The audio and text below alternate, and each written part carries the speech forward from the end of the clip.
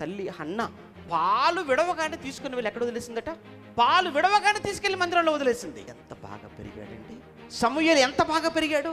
దేవుని ఆశ్రయించాడు, దేవుని మందిరాన్ని ఆశ్రయించాడు. బాల్యము నుండి నీవు నాకు బోధించుచూ వచ్చావయ్యా అంటే ఎప్పటి నుంచి జరగాలన్నమాట బోధన? బాల్యం నుంచి.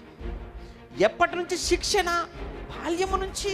తల్లిదండ్రులారా, మీ పిల్లలకు కోపము రేపక ప్రభు శిక్ష, ప్రభు శిక్ష, ప్రభు బోధ ఎప్పటి నుంచి? బాల్యము నుంచి. అలా నేర్పించగలుగుతున్నారా? ఆ పునాది వేయగలుగుతున్నారా? తల్లిదండ్రులారా, మీరు పట్టించుకోకపోతే మీ పిల్లలను, మీరు వాక్యం నేర్పించకపోతే, మందిరానికి మీరు రాక వారిని మీరు తీసుకుని రాకపోతే, మీకు దేవుని అంటే భయం లేక వాడికి భయం లేక, మీకు భక్తి లేక వాడికి భక్తి లేక, కుటుంబాలు రాబోయే తరాన్ని మీరే కదా పాడు చేస్తున్నారు. రాబోయే తరాన్ని మీరు కదా నిర్వీర్యం చేస్తున్నారు. కనీసం మీ పిల్లల కోసమైనా ఆలోచించరా? మీ పిల్లల కొరకైనా మీరు పారారా? మారాలి.